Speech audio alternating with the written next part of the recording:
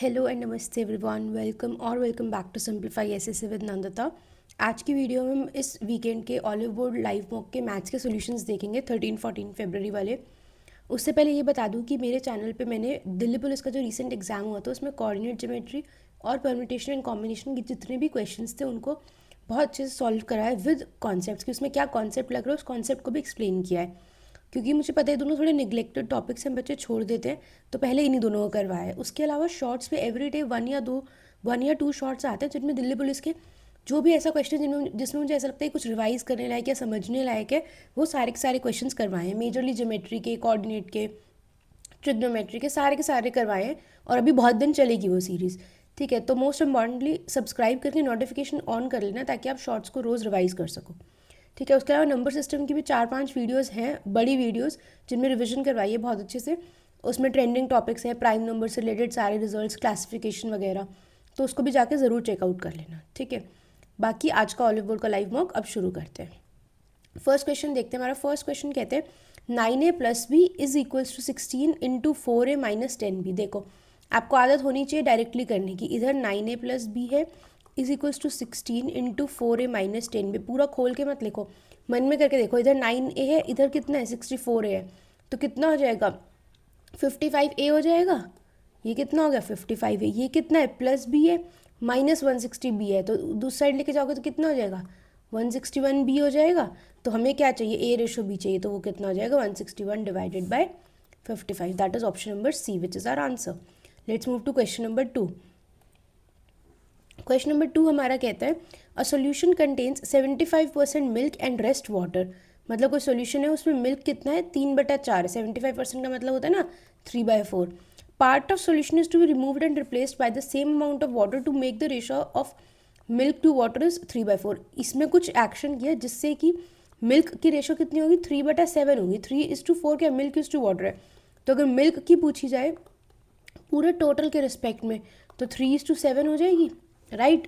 अब ऐसे क्वेश्चंस में आपको सिर्फ एक बात ध्यान रखनी है, वो ये कि मैं हिंदी इंग्लिश मिक्स में लिखती हूँ, उसको वैसे ही समझना। ठीक है, वाटर से अगर हम रिप्लेस कर रहे हैं, अगर हम वाटर से रिप्लेस कर रहे हैं तो it means work on milk. हम क्या करेंगे, मिल्क पे काम करेंगे। वाटर से रिप्लेस कर रहे हैं तो क्या करेंगे, मिल्क पे काम करेंगे। और अगर यहाँ पे मैंने ये लिखा होता अमाउंट ऑफ मिल्क कि मतलब सॉल्यूशन को रिमूव किया और फिर मिल्क से रिप्लेस किया, तो मिल्क से रिप्लेस कर रहे हैं तो हम क्या करते, वाटर पे काम करते। ठीक है, काम क्या करना है, हम कहते हैं पहले मिल्क कितना है 3/4। सॉरी गाइस, पहले मिल्क कितना है 3/4। अब इस पर कुछ रिप्लेसमेंट फ्रैक्शन लगा होगा जिससे कि मिल्क कितना हो गया 3/7। तो 3 से 3 घटा 1 - f कितना हो जाता है अपने पास 4/7। तो ये जो f है मेरे पास ये कितना हो जाएगा 3/7, यानी कि 3/7 जो पानी था सॉल्यूशन था सॉरी, उसको हमने क्या किया रिमूव किया और 3/7 उसके अंदर वाटर डाल दिया, तो हमारे पास मिल्क और वाटर की ये रेशो आ जाएगी। आई होप ये आपको समझ में आ गया होगा। ये मैंने समझाने के लिए लिखा है, जिसको आदत है वो क्या करेगा 3/4 × f इज इक्वल्स टू 3/7। 3 से 3 कटेगा, f कितना हो जाएगा 4/7। और हमें पता है कि यहाँ पर हम 1 माइनस रिप्लेसमेंट फैक्टर की तरह से यूज़ करते हैं, तो 4/7 की जगह पे क्या आया होगा 1 माइनस 3/7 से आया होगा 4/7, तो इसलिए 3/7 क्या हो जाएगा जो हमने रिप्लेस किया है। ठीक है, नेक्स्ट क्वेश्चन देखते हैं।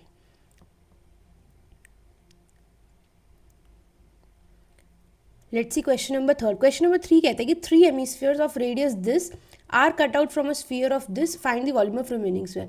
अब ध्यान से देखना, इस क्वेश्चन को कंफ्यूज मत हो जाना। एक क्वेश्चन होते हैं कि ये स्फीयर है, इस पर एक इस तरह से 3 परपेंडिकुलर कट्स लगाते हैं, ये हो जाता है। कट्स लगाने वाली अलग बात होती है। इस केस में वो कह रहे हैं कि स्फीयर से कट आउट किया, यानी वो ये कह रहा था कि स्फीयर को क्या किया उसने मेल्ट किया, उससे उसने 3 हेमिस्फीयर्स बना दिए।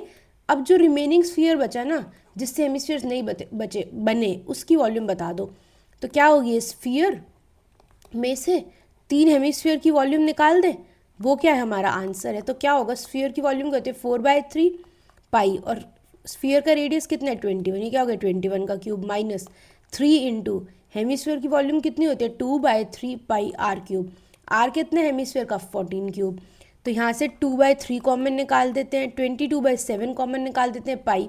अब इसमें 7 का क्यूब, इसमें भी 7 का क्यूब, तो 343 बाहर निकाल देंगे। इसमें से क्या बचेगा, 4/3 में से 2/3 निकालता 2 बचेगा, और इसका कितना बचेगा 7 निकाला है तो कितना बचेगा 3 का क्यूब यानी कि 27 माइनस 2/3 निकाल दिया इसमें से पाई निकाल दिया, एक 3 बच गया, इनटू ये कितना बचेगा 14/7 2 यानी कि कितना बचेगा 8 बचेगा। तो ये हो जाएगा 2/3 into 22/7 into 343 into this is 54 minus 24 that is 30। So you get 3 से ये कट जाएगा 10 7 49। So you are left with ये कितना हो जाएगा 44 इंटू 49 इंटू 10। तो मुझे क्लियरली दिख रहा है कि इसके लास्ट में 0 आएगा, 0 ये वाला 9 4 36 6 0 आ गया, और वो मेरा एक ही ऑप्शन के अंदर है। ठीक है, जब क्वेश्चन के यहाँ तक पहुँच जाते हो तो एक बार नज़र उठा के ऑप्शंस को देख लिया करो कि क्या पता लास्ट के 2 डिजिट से काम चल रहा हो। 0 से तो ये दोनों 0 से पता चल गया था कि ए और सी नहीं हो सकते, और इसमें 8 0 था, इसमें 6 0 था, इसलिए काम चल गया। अब मान लो 4 ऑप्शंस के अंदर ऐसे 6 0 6 0 होता तो आपको करने पड़ते पूरा का पूरा मल्टीप्लाई। ठीक है, कोई दिक्कत नहीं, हो जाएगा मल्टीप्लाई भी। नेक्स्ट क्वेश्चन देखते हैं, क्वेश्चन नंबर 4 करते हैं। क्वेश्चन नंबर 4 कहते हैं in right angle triangle right angle at B. ठीक है, कोई ट्राइंगल है बी पे, राइट एंगल है उसका, ए बी 15 सेंटीमीटर गिवन है, बी सी 20 गिवन है, एंड ए सी 25 गिवन है। Find the value of cos A plus cot A. सब वैसे तो सबको पता होगा, फिर भी रिवाइज करवा दूँ। कॉस क्या होता है हमारा बेस अपॉन हाइपोटेन्यूज, साइन क्या होता है परपेंडिकुलर अपॉन हाइपोटेन्यूज, टैन क्या होता है हमारा परपेंडिकुलर अपॉन बेस, और टैन का 1/tan करने से कॉट मिलता है, यानी कि कॉट कितना होता है बेस अपॉन परपेंडिकुलर। तो कॉस ए निकालने को बोला है, इस ए एंगल के लिए अगर हमें कॉस निकालने तो क्या होगा base upon hypotenuse 15/25 plus cot A क्या होगा अपने पास बेस अपॉन परपेंडिकुलर, इसके लिए बेस कितना है 15, तो ये कितना हो जाएगा 15/20। 5 3 5 4 5 3 5 5 दिस विल बी 20 12 प्लस 15, तो हो जाएगा 27/20। ओके, अब 27/20 दो ऑप्शंस में, यानी कि हमें सेकंड पार्ट भी सॉल्व करना पड़ेगा। अब हो सकता है इन दोनों में भी क्या होता, मान लो एक ही ऑप्शन में 27/20 होता तो हम ना करते second part solve, right. Sine A कितना होता है अपने पास perpendicular upon hypotenuse, tan A कितना होता है परपेंडिकुलर अपॉन बेस, दोनों को मल्टीप्लाई करने। अब इस ए एंगल के लिए परपेंडिकुलर कितना है 20, ये ध्यान से करना, इसको परपेंडिकुलर मत मार्क कर देना, यहाँ पे ये ध्यान रखना। देखो अभी दिखने में सीधा जो ट्रायंगल बना है ना ये परपेंडिकुलर लग रहा होगा, तो ये छोटी छोटी मिस्टेक्स होती हैं जल्दबाजी में पेपर करते हो जाती है। हम लेकिन ए एंगल पे वर्क करें, ए एंगल के लिए परपेंडिकुलर हमारे ये है और ए एंगल के लिए हमारा बेस ये है। ठीक है, तो परपेंडिकुलर कितना हो गया 20 to 20, हाइपोटेन्यूज कितना है 25, बेस कितना है 15, 5 3 5 4 5 5 5 4 that is 16/15 which is option number B. वैसे हमें यहाँ पे दिख रहा था कि कहीं ना कहीं कि 13 तो मतलब डिनोमिनेटर में आने कोई सेंस ही नहीं बनती है ना, हाइपोटेन्यूज और बेस चाहिए और ऊपर भी दोनों परपेंडिकुलर होंगे, तो 13 तो कहीं से आ ही नहीं रहा था। बट स्टिल आपको पूरा सॉल्व करना है, इतना टाइम होता है पेपर में। ठीक है, तो जल्दबाजी में एकदम ही मतलब तुक्के भी नहीं मारने पेपर के अंदर जाके। नेक्स्ट क्वेश्चन देखते हैं। नेक्स्ट क्वेश्चन कहता है A and B together can complete a work in 5 days, B and C 10 दिन में, सी एंड ए 20 दिन में। तो एलसीएम 20 ले लेंगे इसका टोटल वर्क। ठीक है, 20 क्या है हमारा टोटल वर्क है, तो ए प्लस बी की एफिशिएंसी कितनी होगी 4, बी प्लस सी की एफिशिएंसी कितनी होगी 2 एंड सी प्लस ए की एफिशिएंसी कितनी होगी 1। इन तीनों स्टेटमेंट्स को ऐड करेंगे तो ए प्लस बी प्लस सी की एफिशिएंसी कितनी लेगी 4 और 2 6 और 1 7 डिवाइडेड बाई 2 दैट इज 3.5। उसने किसकी बोली बी अलोन का निकालना है, बी अलोन के लिए सी प्लस ए को इसमें पुट कर देंगे तो बी की वैल्यू कितनी मिल जाएगी 3.5 minus 1 is equals to 2.5। 20 work है और बी की एफिशिएंसी है 5/2, तो कितने दिन लगेंगे उसको 8 days लगेंगे। क्लियर है सबको। नेक्स्ट क्वेश्चन देखते हैं।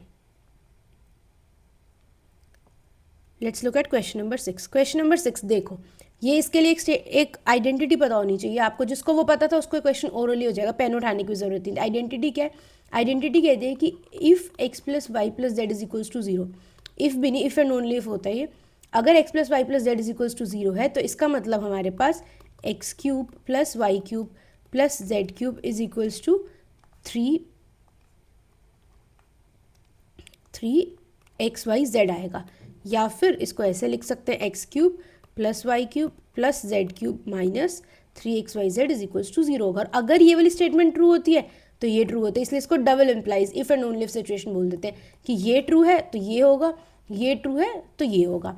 अब उसने क्या बोला 3a plus B plus 7c is equals to 0, ये x है ये y है प्लस z है। उसने क्या पूछा X cube plus Y cube plus Z cube बता दो, तो ये कितना होगा 3xyz होगा 3 एक्स की जगह पे क्या है 3a, वाई की जगह पे क्या है b, z की जगह पे क्या है 7b।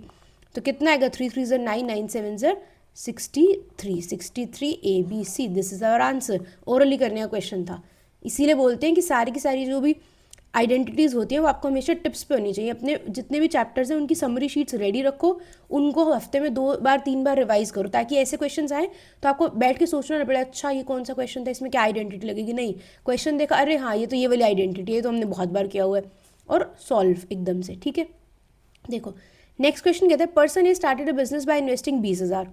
14 महीने के बाद 14 मंथ्स के बाद बी आया और उसने 18,000 डाले। आफ्टर 4 मंथ्स फ्रॉम बी के भी 4 महीने बाद सी आया और उसने 30,000 डाले। At the end of 2 years the total profit is this. B और सी का शेयर निकाल दो। देखो ए तो आया था ना, गया ही नहीं वापस, तो यानी कि पूरे के पूरे 24 महीने कौन था, ए था। 14 महीने के बाद बी आया, यानी कि बी कितने महीने रहा, 10 महीने। 14 के भी 4 महीने बाद कौन आया, सी आया, यानी कि 18 महीने बाद, यानी कि कितने महीने रहा ये, 6। इसने कितना इन्वेस्ट किया, 20। इसने कितना इन्वेस्ट किया, 18। और इसने कितना इन्वेस्ट किया, 30,000। राइट, पहले इसको 10 से काट दे, ये 2 बचेगा, ये चला जाएगा, ये 3 बच जाएगा। अब हमारा 6 से कट जाएगा, 6 4 ज़र 6 3 ज़र, और ये 6 पूरा का पूरा। अब कुछ नहीं बचा, ये हो जाएगा 8, ये हो जाएगा 3, और ये भी हो जाएगा 3। तो यानी कि हमें 6 की वैल्यू निकालनी है। हमें किसकी वैल्यू निकालनी है, 6 की वैल्यू निकालनी है। डिवाइडेड बाय 8 और 3 11 और 3 14, 6/14 है किसका शेयर, बी और सी का।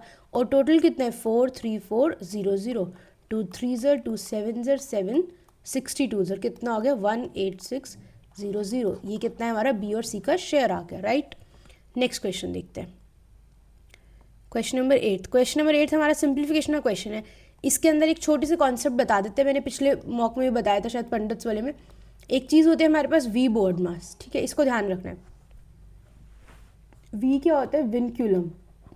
वी हमारा होता है विनक्यूलम। ये क्या होता है, जैसे मैंने बोला 5 डिवाइडेड बाई 2, लेकिन 5 के ऊपर बार है, लेट से डिवाइडेड बाय 3 है, तो मतलब 5 के ऊपर बार जो है ना, इस वाली सिचुएशन को पहले सॉल्व करना। तो विनक्यूलम का मतलब बार होता है, ऊपर बार लगा होता है। फिर हम सॉल्व करते हैं बी फॉर ब्रैकेट्स।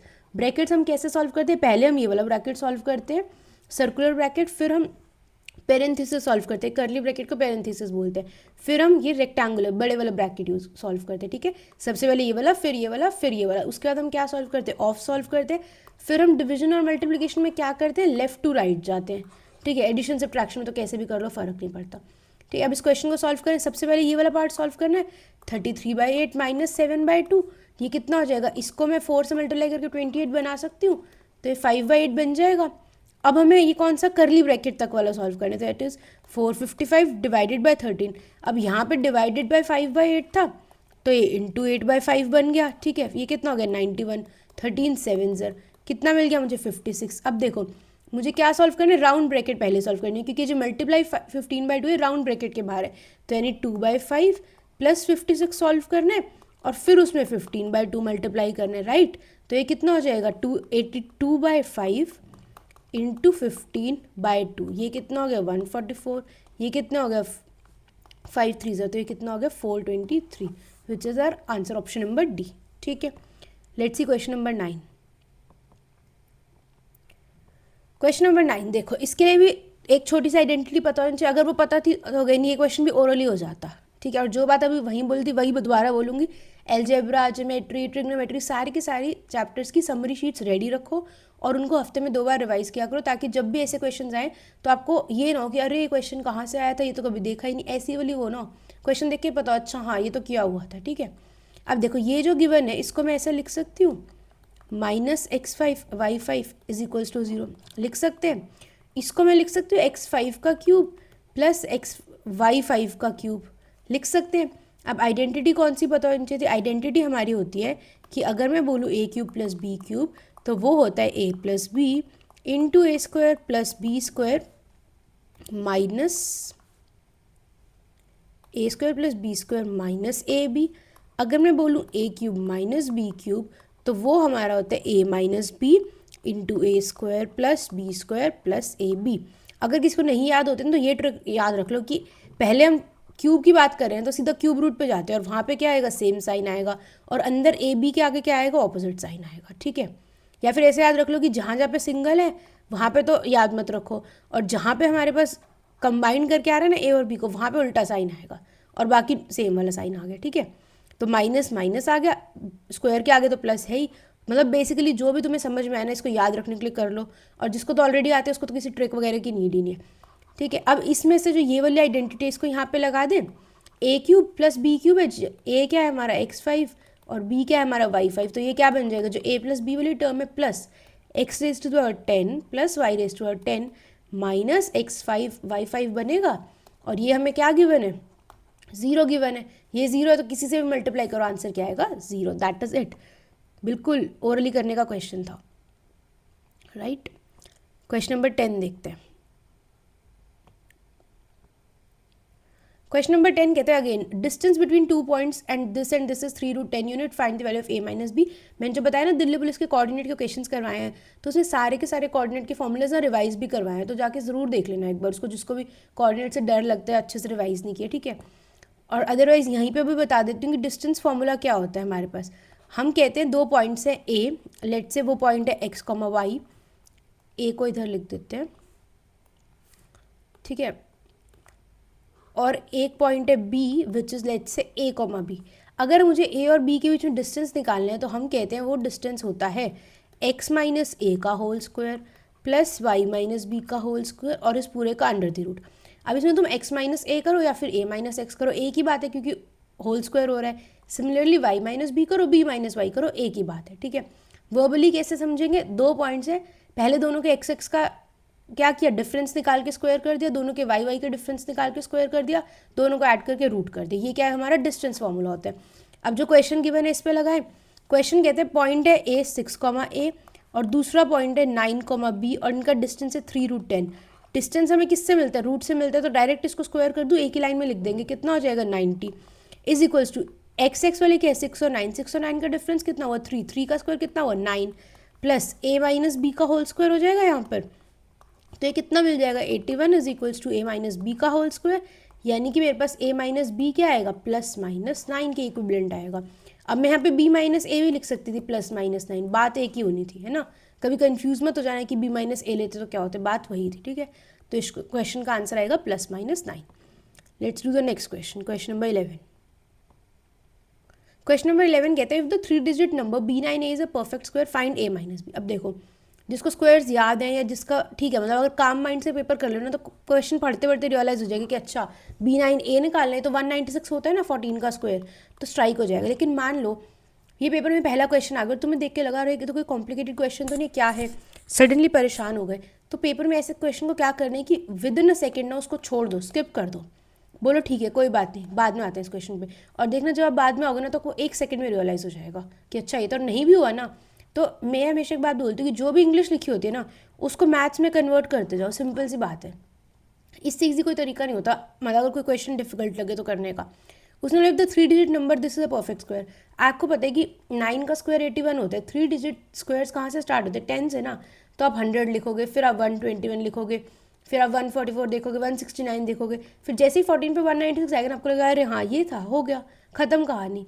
तो रादर देन वेस्टिंग टाइम कि ओ शिट ये क्या क्वेश्चन आ गया मुझे समझ नहीं आया, जस्ट बेसिक्स से करने की शुरू करो। बेसिक्स हमेशा साथ देते हैं, बात याद रखना, कॉन्सेप्ट्स बेसिक्स हमेशा साथ देंगे। ट्रिक्स या फिर जल्दी मचा के पेपर करना ये चीज़ धोखा दे सकते हैं कि पेपर में आप बहुत पैनिक सिचुएशन में होते हो, प्रेशर ज़्यादा होता है, घर से बहुत ज़्यादा होता है ना, घर पे पेपर करने से डिफरेंट थिंग, राइट। चलो बैक टू द क्वेश्चन, हमारा क्या था 196, किसके इक्विवेलेंट b9a के, निकालना क्या a माइनस बी यानी कि 6 माइनस 1, तो आंसर क्या आएगा इस क्वेश्चन का 5। क्वेश्चन नंबर 12 देखते हैं, just a second I will have some water. All right, question number 12 देखते हैं। The centroid of an equilateral triangle MNO is P such that MR is the median, MN दिया हुआ है, PR निकाल दो।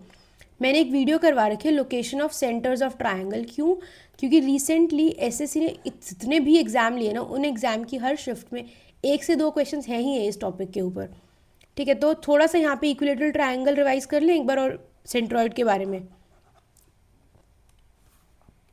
देखो अगर ये मेरा इक्विलेटरल ट्रायंगल होता है ना तो इसमें एक ही जो लाइन होती है ना, सेम लाइन, लेट्स से ये था ABC, मैंने यहाँ पे कोई लाइन ड्रॉ की AX, मैं कहती हूँ कि ये जो AX लाइन है ना यही मेरी क्या है, मीडियन भी है, यही लाइन जो होती है मेरी एंगल बाइसेक्टर भी होती है, यही लाइन मेरी परपेंडिकुलर बाइसेक्टर भी होती है और यही लाइन मेरी ऑल्टीट्यूड भी होती है। और इसी लाइन पे मेरा एक कोई पॉइंट होगा ओ, वही ओ पॉइंट जो है ना वो मेरा सेंट्रॉइड भी है, सेंट्रॉइड को हम जी से रिप्रेजेंट करते हैं, वही मेरा ऑर्थो सेंटर भी है, वही मेरा इन सेंटर भी है और वही मेरा सर्कम सेंटर भी है। सर्कम सेंटर को एस ओ सी किसी से भी रिप्रेजेंट कर सकते हैं, ठीक है।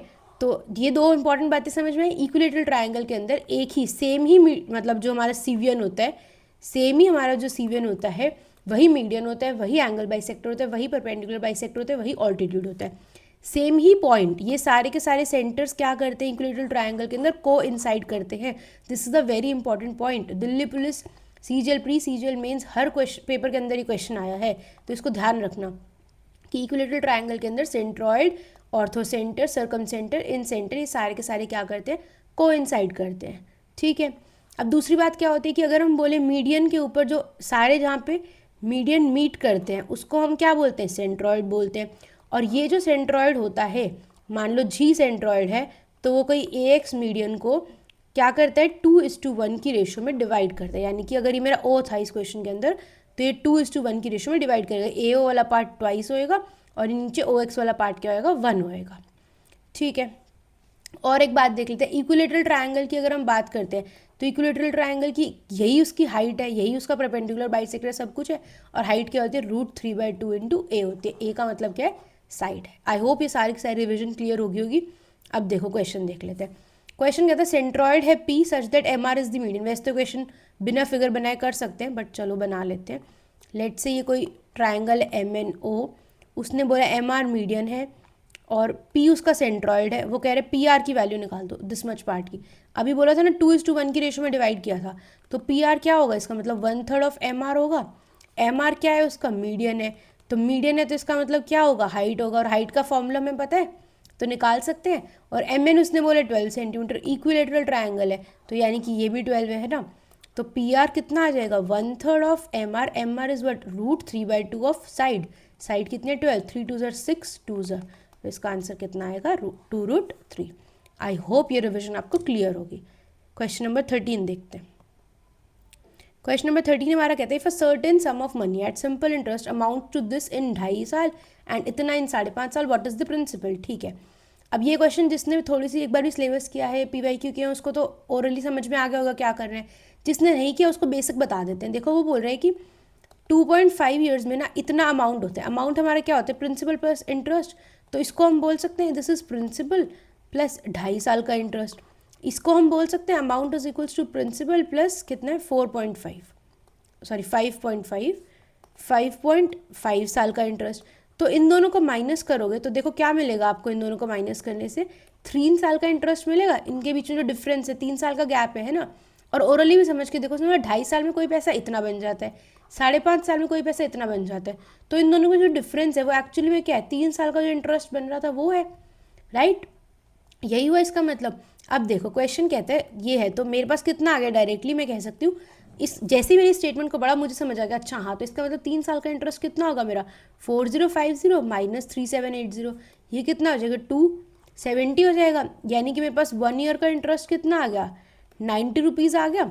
अब उसने मुझे बोलता कि 2.5 साल का ये अमाउंट है और तुम प्रिंसिपल बता दो 2.5 साल का जो अमाउंट है वो कैसे बना होगा, प्रिंसिपल प्लस 2.5 ईयर्स के इंटरेस्ट से। 1 साल का इंटरेस्ट कितने 90, तो 2.5 साल का इंटरेस्ट कितना हो जाएगा, इंटू 5/2 कर दे, यानी कि 225 इज इक्वल्स टू कितना 3780। तो यहाँ से मेरे पास प्रिंसिपल कितना आ जाएगा 3555, which is my answer, option number C. आया समझ में। Let's do the next question.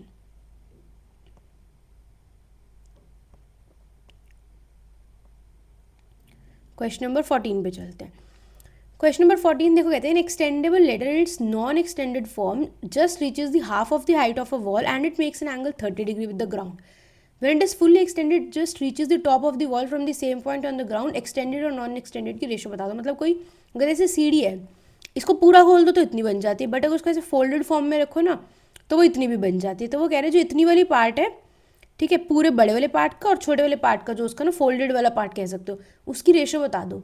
तो सबसे पहले मैंने कहा ये मेरी कोई वॉल है, ये मेरी नॉन एक्सटेंडेड फॉर्म में मेरी सीढ़ी है जिसने 30 डिग्री का एंगल बनाया। उसने बोला है कि ये वॉल के कहाँ पहुँच रही है, हाफ पे पहुँच रही है, यानी कि ये 1 है अगर, तो ऊपर वाला पार्ट भी क्या है 1 है, और ये मेरी यहाँ इस सेम पॉइंट से ऐसे जब अगर मैं एक्सटेंडेड फॉर्म में सीढ़ी को रखा, मतलब सीढ़ी को पूरा खोल के रखा, तो वॉल के ऊपर तक पहुँच गई। पूरा कितना है मेरे पास 2 है, ठीक है। अब आपको एक बात रिवाइज होनी चाहिए, मैंने अब तक जितने मॉक सॉल्यूशंस करवाए सब में बताई है, ये अगर 30 डिग्री है, ये 90 डिग्री है, तो हमारे पास एक स्टैंडर्ड ट्राइंगल होता है। हम कहते हैं अगर 30 डिग्री के सामने वाली साइड 1 है तो 60 डिग्री के सामने वाली साइड √3 होगी, और 90 डिग्री के सामने वाली साइड कितनी होगी, √2 होगी, सॉरी 2 होगी। हाउ डिड आई से √2 कैसे बोल दिया, ये कितनी होगी 2 होगी। कैसे होता है ये, tan 30 पता है कितना होता है 1/√3 होता है, यानी कि परपेंडिकुलर बाय बेस होता है, इसी से आई है ये चीज़, ठीक है, कुछ नया नहीं है। तो अब ये 60 है, ये 30 है, तो ये कितनी हो जाएगी अपने पास √3, और ये हाइपोटेन्यूस यानी कि जो हमारी नॉन एक्सटेंडेड लेंथ वाली हमारी लैडर है वो कितनी हो जाएगी 2 हो जाएगी। अब बड़े वाला ट्रायंगल देखें, बड़े वाले ट्रायंगल में ये पूरी की पूरी वॉल क्योंकि तो टॉप ऑफ द वॉल पहुंच रही थी, ये कितना हो गया 2, ये कितना हो गया √3, तो ये कितना हो जाएगा 3 + 2 का स्क्वायर 4, कितना होगा 7। तो यानी कि हमें जो पूछा था एक्सटेंडेड बाय नॉन एक्सटेंडेड पूछा था उसने, वो कितना आ जाएगा अपने पास √7/2। अब ऐसे क्वेश्चंस में हमेशा ध्यान रखना, अब यहाँ तो लकीली नहीं है बट ऑप्शन में √7/2 भी होगा, 2/√7 भी हो गया, हो सकता है 7/√2 भी हो जाए। आप पता चले जल्दीबाजी में √7 और 2 तो सॉल्व करो और ये मार्क कर दो, या फिर 7 और 2 देख के और रूट देख के ये वाला मार्क कर दो। तो ऐसी सिली मिस्टेक नहीं करनी है। It hardly takes 4 to 5 more seconds ध्यान से क्वेश्चन मार्क करने में, बट ध्यान से करना, ओके। ये क्वेश्चन अगेन, ये क्वेश्चन ओरली करने का था, जिसको नहीं याद तो बता दे। a + b का होल स्क्वायर क्या होता है, a² + b² + 2ab। a - b का होल स्क्वायर क्या होता है, a² + b² - 2ab। तो अगर कोई मुझसे a² + b² पूछे तो उसको क्या बोल सकते हैं, a - b का होल स्क्वायर + 2ab बोल सकते हैं, या फिर a + b का होल स्क्वायर - 2ab बोल सकते हैं ना।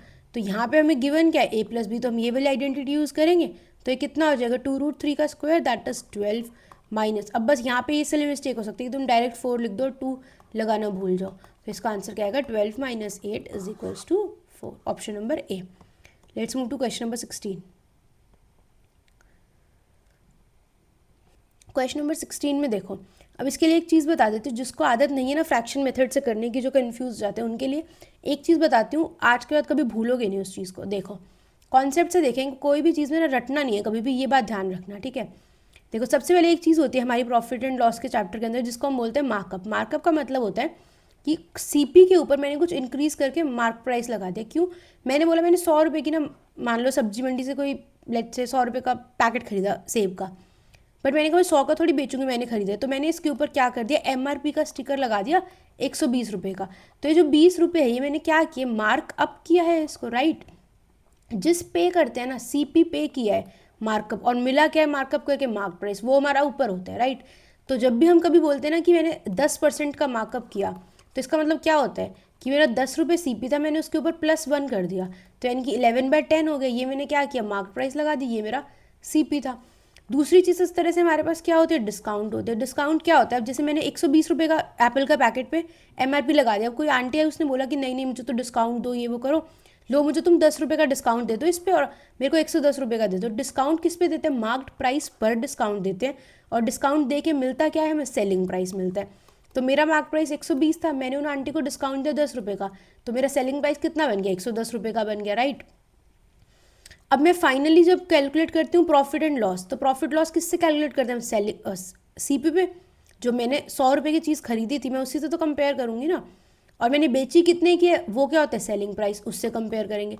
तो मैंने 100 रुपये की चीज़ खरीदी थी और अल्टीमेटली मैंने 110 रुपये की बेच दी, जो मेरा सेलिंग प्राइस था, राइट। और ये आया कहाँ से, देखो मैंने कहा MP/CP को मैंने किससे मल्टीप्लाई कर दिया, मार्कअप को, मेरा जो डिस्काउंट का फ्रैक्शन था SP/MP से, MP कट जाएगा, क्या बचेगा, SP/CP बचेगा।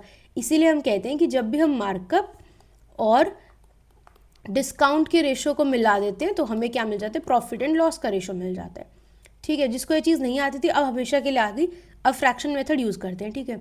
वो कहते हैं shopkeeper mark the price at 40%। 40% का मतलब क्या होता है, 7/5, मतलब होता तो देखो 2/5 है, लेकिन इसको हम क्या कहेंगे, 5 रुपये पे 2 रुपये मार्कअप कर दिया, यानी 5 रुपये CP था, अब 7 रुपये का MP लगा दिया उसने। डिस्काउंट ऑफ 10%, यानी कि क्या कर दिया, 9/10 कर दिया प्राइस को। वो कहते हैं ये उसका सी पी था, इसका फाइनल है, इस पर after another discount of 5%, let से इसको मैंने कुछ एफ फ्रैक्शन बोल दी। और यहाँ पे क्या रखना है हमें, S P by C P. S P कितना है मेरे पास 2268, सी पी कितना है मेरे पास 2000, राइट। तो कितना हो जाएगा ये 7 7 3 20 60 7 14 28 7 4 सर, ये कितना हो जाएगा 9 3 27 9 6 54, ये कितना हो जाएगा यहाँ से 50 है, तो ये कितना हो जाएगा 400।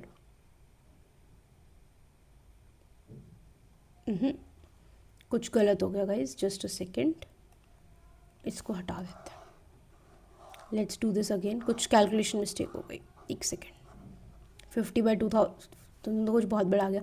ये कितना था अपने पास 14/10, ये था 9/10, इसको हमने f से मल्टीप्लाई किया, we got 2268 divided by 2000, right.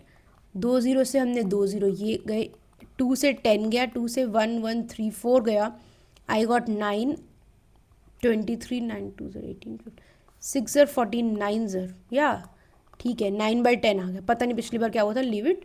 ठीक है, तो 9/10 का मतलब क्या है कि जो यहाँ पर दूसरा वाला डिस्काउंट था वो भी क्या था, 10 रुपये पे एक का डिस्काउंट दिया था, यानी तो 9 रुपये मिले थे, तो यानी कितना होता है 1 रुपये का डिस्काउंट 10 रुपये का मतलब क्या हुआ 1/10, यानी कि 10%। ठीक है, जो इससे पहले कॉन्सेप्ट बताया था उसको ध्यान रखना, कोई भी क्वेश्चन कर लोगे, कभी भी प्रॉफिट लॉस के क्वेश्चन में दिक्कत नहीं होगी। क्वेश्चन नंबर 17 देखते हैं। क्वेश्चन नंबर 17 कहते हैं crow drops a pebble into a bucket of radius 7 centimetre due to which the level of water increases by 0.5 centimetre. What is the volume of water in the bucket if minimum 20 pebbles of the same weight are required to overflow the bucket and height of bucket is this? ध्यान से समझना इसको। ये कोई bucket है cylindrical, उसने बोला इसका कुछ रेडियस, उसने बोला 21 सेंटीमीटर की बकेट है, ठीक है। उसने बोला यहाँ तक कहीं पे ना उसमें पानी पानी पानी है, ठीक है। यहाँ कहीं पे उसने बोला उसका पानी पानी पानी था, उसने बोला जैसे ही उसने 1 पेबल डाला ना, पेबल कहते पत्थर, तो उससे जो पानी का लेवल था ना वो 0.5 सेंटीमीटर इंक्रीज़ हो गया। मतलब जैसे ही मैंने एक पत्थर डाला, पानी थोड़ा सा मान लो यहाँ आ गया, फिर मैंने एक और डाला और ऊपर ऊपर, उसने बोला जैसे ही मैंने 20 पेबल्स डाले ना, तो वो पानी का लेवल जस्ट यहाँ आ गया जिससे कि वो ओवरफ्लो कर जाए।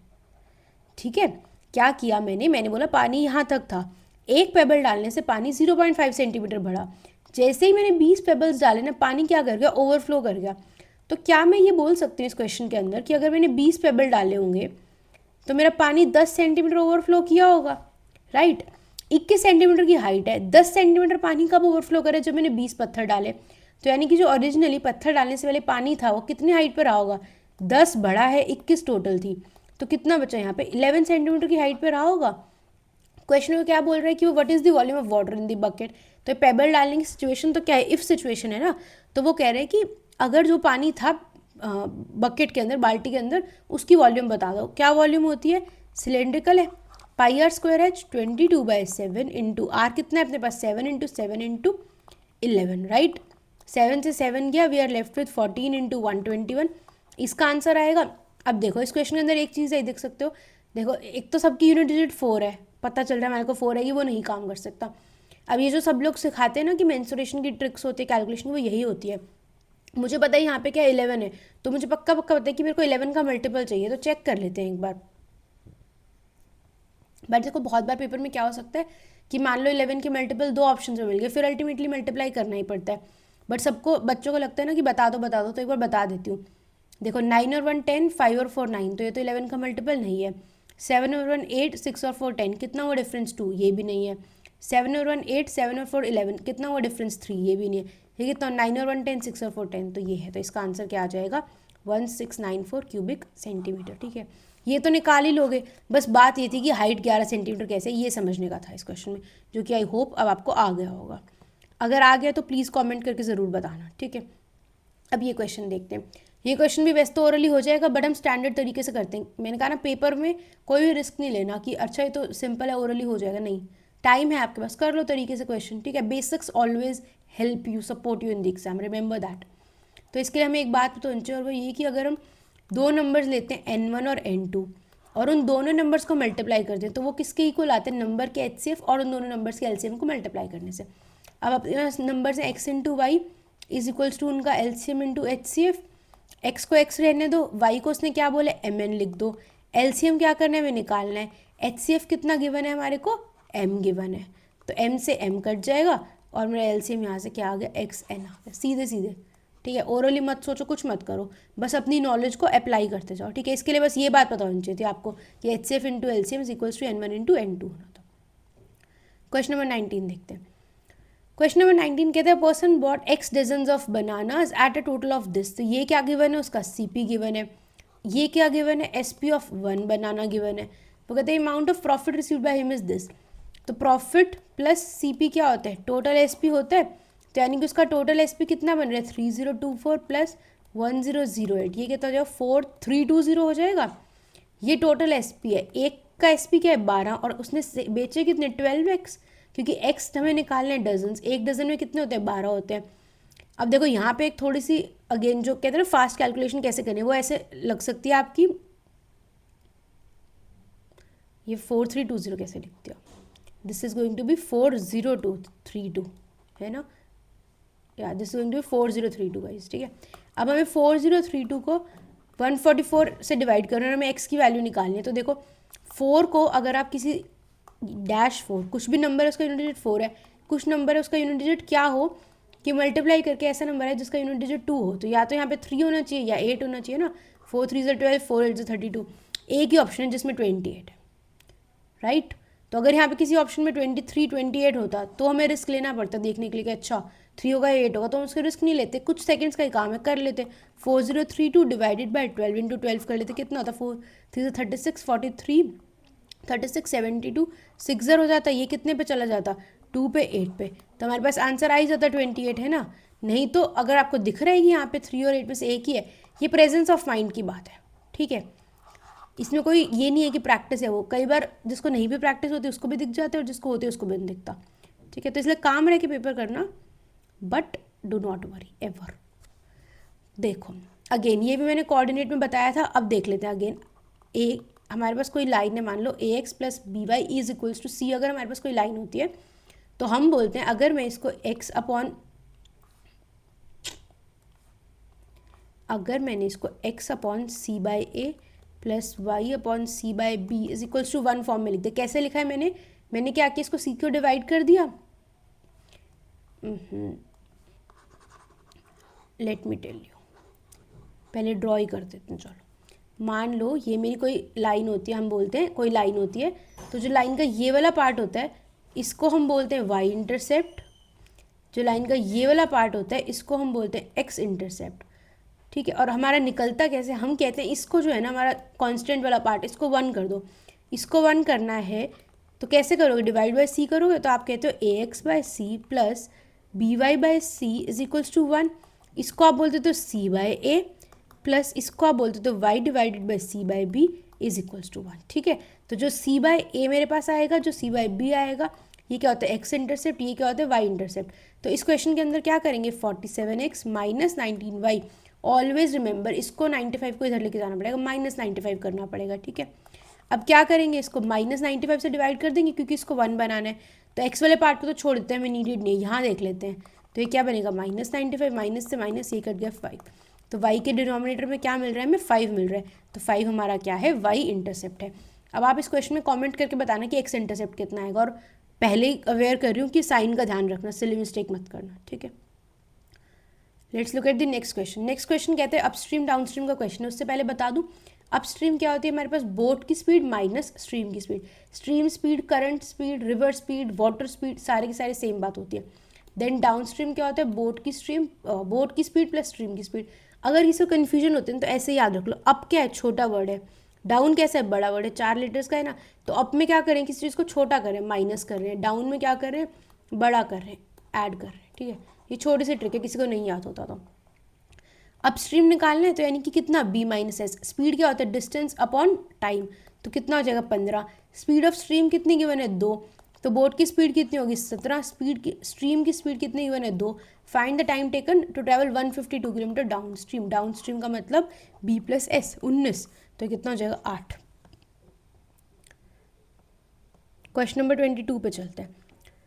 क्वेश्चन नंबर 22 कहते थे average weight of 30 women is this. ठीक है, 56 kg कितना है, 30 लोगों का वेट है, उसमें एक आदमी और आ गया तो एवरेज वेट इतने से बढ़ गई। तो ये सारा का सारा एक्चुअली में किस पे बढ़ा होगा, सारे के सारे जितने भी न्यू टोटल पीपल होते हैं ना उन पे बढ़ता है, ये चीज़ ध्यान रखनी है बस। कभी इसको 30 मत कर दें, क्या होगा 31 होगा। तो यानी कि जो पर्सन आया था उसका वेट कितना होगा 56, प्लस जो एक्स्ट्रा बढ़ा है वो किस पे, सारे के सारे लोगों पे बढ़ा दो। तो ये कितना हो जाए 56 plus this will be 37.2, this will be 93.2 which is our answer, option number C. Let's move to question number 23।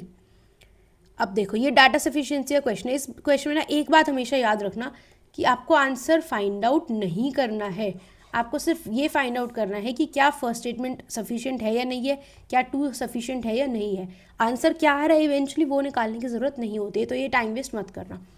देखो अब क्वेश्चन कह रहे हैं arc of length this subtends an angle of this. Arc length क्या होता है, कोई बता सकता है? आर्क लेंथ हमारा होता है सर्कमफेरेंस का कुछ पार्ट होता है, राइट।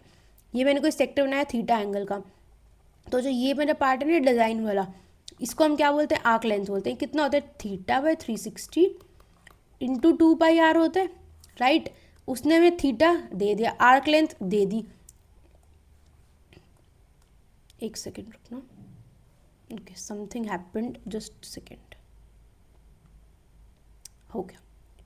देखो उसने मैं आर्क लेंथ दे दी, उसने मैं थीटा दे दिया, 360 है, 2 है, पाई है, तो यहाँ से क्या निकल जाएगा, आर निकल जाएगा। क्वेश्चन में क्या पूछ रहा है, एरिया ऑफ सर्कल है। एरिया ऑफ सर्कल क्या होता है, पाई आर स्क्वायर। तो अगर मेरे पास रेडियस निकल गया तो पाई आर स्क्वायर भी निकल जाएगा, यानी कि फर्स्ट स्टेटमेंट अकेले भी मिल जाए ना तो भी आंसर आ जाएगा। अब सेकेंड स्टेटमेंट देखते हैं। सेकेंड स्टेटमेंट कहते हैं कॉर्ड है लेंथ 9 सेंटीमीटर की, ये कॉर्ड है, यहाँ पे वो कुछ एंगल सबटेंड करती, ये आ रहा है, ये आ रहा है, ये अगर थीटा 90 डिग्री मिल गया, 90 डिग्री के ट्राइंगल में आइसोसलेस 90 डिग्री का ट्रायंगल है, ये आर है, ये आर है, हाइपोटेन्यूस 9 मिला हुआ है, तो आप आर निकाल सकते हो, बिल्कुल निकाल सकते हो। आर निकल गया तो पाई आर स्क्वायर निकल गया, यानी कि second alone is also sufficient.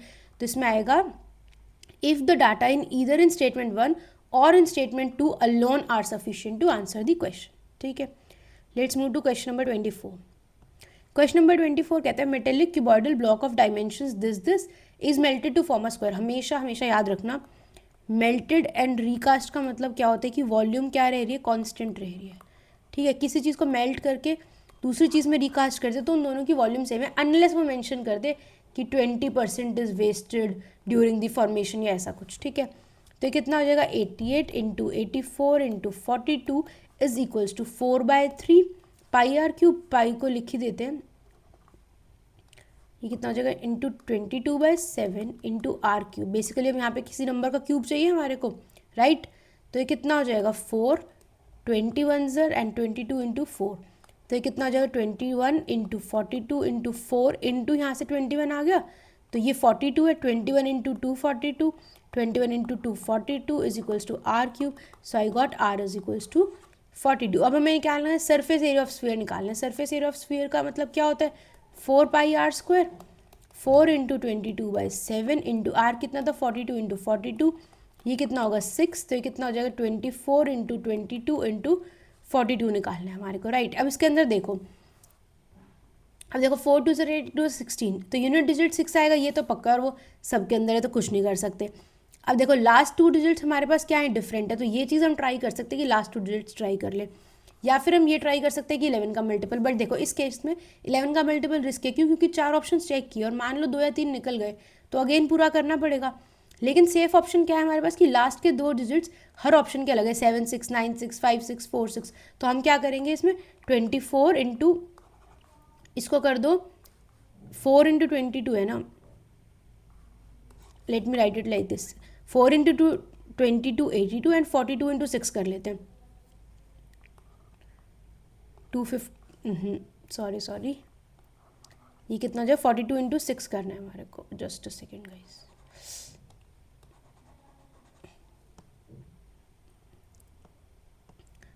Eighty 88 into 42 into 6 हो जाएगा, 42 इंटू 6 कितना हो जाएगा 2, what happened guys, sorry something is wrong with my pen today. तो ये अपने पास हो जाएगा 252। अब इसको 252 इंटू 88 कर लो, 8 2 16 1 यहाँ पर, 8 2 16 का 6 यहाँ, तो क्या हो जाएगा 7 6, ठीक है। तो हमेशा हमेशा याद रखना कि अगर लास्ट 2 यूनिट डिजिट सेम दिख गई तो छोड़ो, उसको ख़त्म करो। अब देख लो एक बार, 1 सेकंड के लिए देख लो, अगर तो लास्ट 2 डिजिट्स अलग हैं तो ट्राई कर लो, और अगर पेपर में इनफ टाइम है तो my recommendation is always to solve it completely, because क्या ही जा रहा है, पेपर में टाइम तो है ना आपके पास। बिकॉज व्हाट इफ हमने यहाँ पे कोई छोटी मोटी मिस्टेक क्यों कट करने में, तो आंसर गलत भी तो आ सकता है, तो no risk, okay. Let's look at the last question. Last question हमारा कहते हैं B can walk a certain distance and reach in 1/2/3 hours. ठीक है, कितना हो गया? 5/3 आवर्स हो गया, यानी कि कितना हो गया? 5/3 इंटू 60 यानी कि 100 मिनट्स। और ये किसका है? बी कैन वॉक, तो बी को कितने लगते हैं? 100 मिनट्स लगते हैं। A takes 28 minutes lesser than B, तो इसको कितने लगते हैं? 72 मिनट्स लगते हैं। ये क्या लग रहा है? टाइम लग रहा है। उससे मैंने what is the ratio of speed, इसके लिए एक बात हमें पता होनी चाहिए सिंपल सी, और वो ये कि टाइम हमारा क्या होता है? स्पीड के इन्वर्सली प्रोपोर्शन होता है। अगर टाइम का रेशो A/B हो दो लोगों का, तो स्पीड का रेशो क्या होगा? B/A होगा। तो यानी कि यहाँ से हम बोल सकते हैं ए और बी की स्पीड का रेशो क्या होगा? 100/72 which is going to be 25/18 which is option number B. I hope सबको ये बहुत अच्छे समझ में आ गया होगा। किसी भी क्वेश्चन में कोई डाउट नहीं होगा। अगर है कोई भी डाउट, कोई भी फीडबैक है, वीडियो कैसी लगी कैसी नहीं लगी, तो प्लीज़ कमेंट करके ज़रूर बता देना। And most importantly Delhi police की जो दोनों वीडियोस बताई हैं वो देख लेना, नंबर सिस्टम की वीडियो देख लेना। एंड यार पसंद आए तो वीडियो लाइक कर देना, कमेंट कर देना एंड सब्सक्राइब कर देना, because it's a fairly new channel. तो अगर आप लाइक या कमेंट करते हो ना, तो और बच्चों तक ये बात जाती है एंड मुझे भी समझ में आता है कि जो मैंने पढ़ाया है वो आपको अच्छा लगा है। ठीक है, thank you so much everyone, thank you for watching this video.